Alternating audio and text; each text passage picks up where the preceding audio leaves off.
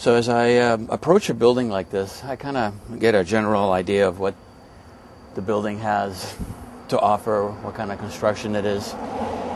What's really interesting is that you have a lot of wood in contact with grade, in contact with the ground, and covered with vegetation. As everyone knows, with vegetation, you have to irrigate it. So because it is well maintained, it is green, lush, I know that there are sprinklers that come on, and those sprinklers go beyond the vegetation. So we will get a closer look at the stuff that is concealed.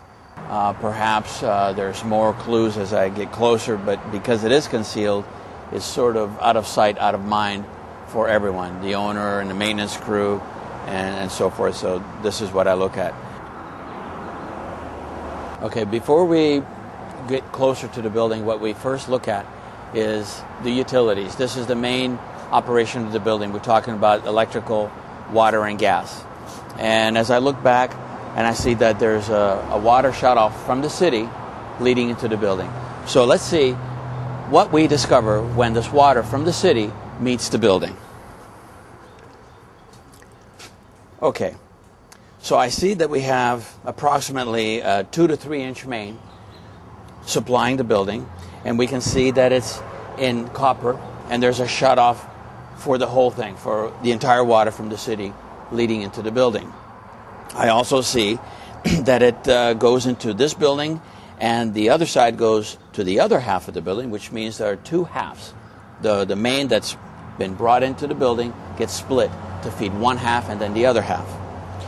And I also see that there's a nipple that is about 4 inches long that is rusted through. We can see the rust all the way on the outside. Anything in contact with concrete, that is wood, will eventually, through capillary action, absorbing this moisture from concrete, will start to deteriorate. And if we look closer, and I have had the privilege to do this here, you'll see that there's dry rot. Okay, I can see that here's the pipe that feeds this half of the building, but I noticed that the shutoff valve is hitting the stucco, which means it doesn't have the ability to do full circle to be able to shut off, even though it's a 180-degree turn. And I can see too that we have, if you tap the wood, you can hear that there's hollowness, and you can see this has been repaired by a patching compound. You can see the whiteness. So this has been an ongoing problem that's been done over the years, and if I start pulling harder and harder, see, this is the kind of thing that maintenance people usually fall prey to. They just cover it and paint it, and you think the problem's gone, and the problem never really goes away. It's just concealed, and you don't know about it.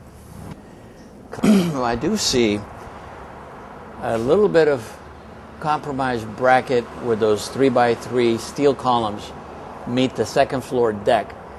It looks like there's a plate that is welded onto the 3x3 post that is attached to the wooden deck.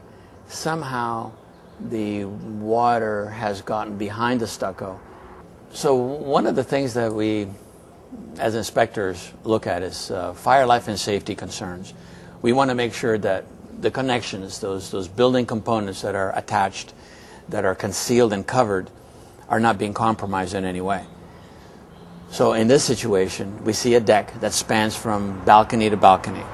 It's an open span. There are no other supports other than those 4 steel columns that support it. The only way that steel column is holding that deck is with a flat bracket that is welded onto the column and bolted into the wooden deck. Because the stucco has pulled away and separated and created a gap, we know that the only reason that happens is when you have water that has penetrated behind the stucco and onto the steel. The steel bolts, steel bracket, and any other connection device that is holding that balcony in place. And why is this an issue? Well, here's why.